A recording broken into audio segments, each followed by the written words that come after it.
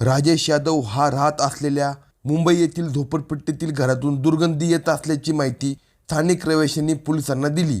Police पथक तातडीने घटनास्थळी दाखल झाले. घटनास्थळी गेलेल्या पोलिसांना घराचा दरवाजा बंद दिसला. पोलिसांनी घराचा दरवाजा तोडून आत प्रवेश केला तेव्हा त्यांना धक्काच बसला.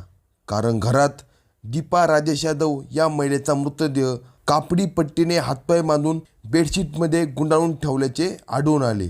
या महिलेचा खून कुणी केला, का केला, कशासाठी केला याची सविस्तर माहिती घेण्यासाठी हा व्हिडिओ पूर्ण पहा.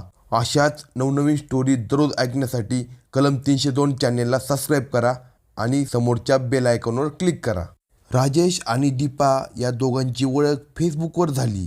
तिने त्याला फ्रेंड रिक्वेस्ट पाठवली. त्याने ती ॲक्सेप्ट केली. त्यानंतर मग रोज चॅटिंग सुरू झाले.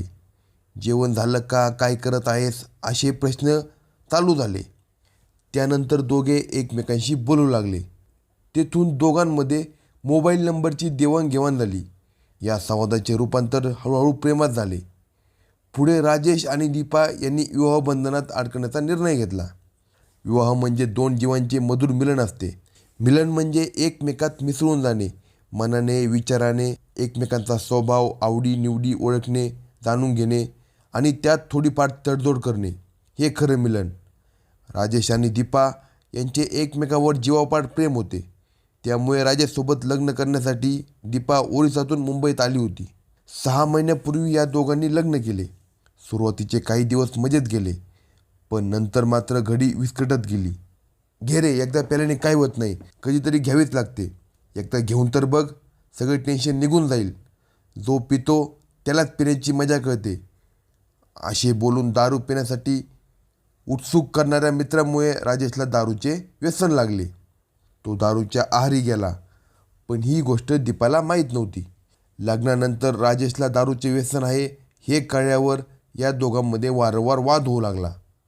आपण लहानपणापासून दारूमुळे उद्ध्वस्त आलेली कुटुंबे पाहत आलो आहोत.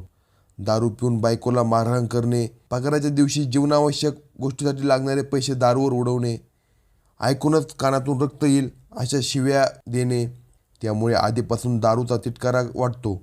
दारू पिऊन मेल्यानंतर त्या दारुड्यांच्या बायका घरकाम करून रोज खडतर जीवन जगत आपल्या मुलांना कसे सांभाळतात हे सर्व प्रत्यक्षात बघितलेले आहे. त्यामुळे दारू पिणाऱ्या अशा लोकांचा जास्तच राग येतो. पण पदरी पडले आणि पवित्र झाले असे समजून दीपा राजेशचा रोजचा त्रास सहन करत होती. लग्नापूर्वी राजेश दारू पितो हे तिला माहीत नव्हते. त्यामुळे ती फसली होती. तिला दारू पिणाऱ्या व्यक्तीचा तिटकारा होतो, पण पती परमेश्वर मानून ती मुकाट्याने सर्व सहन करत होती. मुळात नवरा बायकोमधील सामंजस्य ही एकमेकांना समजून घेण्याची क्रिया ही जितकी चांगली असेल, जितकी पारदर्शक असेल, टिकाऊ असेल, त्या प्रमाणात संसार टिकतो. कुठल्याही विवाहात दोन वेगवेगळी माणसं एकत्र येतात आणि एकत्र राहतात. अर्थातच त्यांच्या आवडीनिवडी, त्यांच्या जीवनाविषयी कल्पना, त्यांच्या प्राथमिकता वेगवेगळ्या असतात. हे स्वीकारून विवाहबंधन स्वीकारलेले असते. दुसऱ्याही माणसाला आपले मत मांडण्याची संधी द्यावी लागते. त्याप्रमाणे दोघांनीही परस्पर सामंजस्याने आपापल्या दृष्टिकोनात थोडाफार बदल करून घेतला तर सगळंच गोड व सोपं होऊन जातं. दीपाच्या बाबतीत तेच घडलं. राजेशला दारूचे व्यसन असल्याचे तिला माहीत नव्हते. त्यामुळे दोघांमध्ये दररोज वाद होऊ लागले. यातून पुढे काय होणार होते हे नियतीला माहीतच होते. मंगळवार दिनांक 6 फेब्रुवारी रोजी राजेश यादव हा राहत असलेल्या कांजूरमार्ग येथील झोपडपट्टीतील घरातून दुर्गंधी येत असल्याची माहिती स्थानिक रहिवाशांनी कांजूरमार्ग पोलिसांना दिली. पोलीस पथक तातडीने घटनास्थळी दाखल झाले. घटनास्थळी गेलेल्या पोलिसांना घराचा दरवाजा बंद दिसला. पोलिसांनी घराचा दरवाजा तोडून आत प्रवेश केला तेव्हा त्यांना धक्काच बसला. कारण दीपा राजेश यादव या महिलेचा मृतदेह कापडी पट्टीने हातपाय बांधून बेडशीटमध्ये गुंडाळून ठेवल्याचे आढळून आले.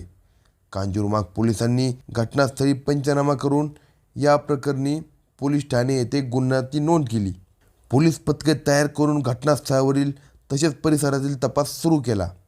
गुन्हा घडल्यापासून मयत महिलेचा पती राजेश यादव हा फरार असल्याचे दिसून आले.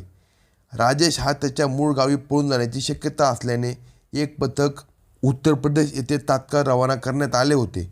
परंतु राजेश हा त्याच्या मूळ गावी न जाता गाजीपूर येथे लपून बसल्याचे तांत्रिक तपासामध्ये निष्पन्न झाले.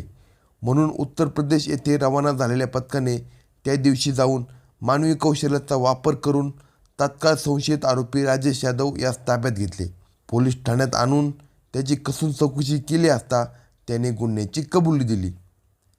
कांजूरमार्ग येथे दीपा यादव वय 22 ही तिचा ड्रायव्हर पती राजेश यादव वय 25 याच्यासोबत राहत होती.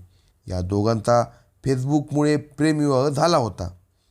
राजेश यादव आणि दीपा यादव यांची फेसबुकवर भेट झाली होती. त्यानंतर दोघंही एकमेकांशी बोलू लागले. या संवादाचे रूपांतर हळूहळू प्रेमात झाले. गेल्या 6 महिन्यापूर्वी दोघांनी लग्न केले. राजेशसोबत लग्न करण्यासाठी दीपा ओरिसा राज्यातून मुंबईत आली होती. मात्र राजेशला दारूचे व्यसन आहे हे कळल्यानंतर त्या दोघांमध्ये दररोज वाद होऊ लागले. मंगळवारी पुन्हा या दोघा पती पत्नीत दारू पिण्यावरून भांडण झाले. भांडणानंतर राजेशने दीपाला ठार मारून तिचा मृतदेह बेडशीटमध्ये गुंडाळून ठेवला आणि तो पळून गेला. मात्र गुन्हे शाखेच्या पोलिसांनी 24 तासात आरोपी राजेश यादव यास अटक करून हा गुन्हा उघडकीस आणला. विवाहानंतर एवढं तरी आपापल्या बुद्धीने समजून घेऊन एकमेकांना कोणत्याही परिस्थितीत साथ देऊन समंजसपणे एकमेकांना आधार देत समजून घेतलं असतं तर या दोघांनाही सुखाने संसार करता आला असता. अशाच नवीन क्राईम टिव्हीसाठी कलम 302 चॅनलला सबस्क्राईब करा.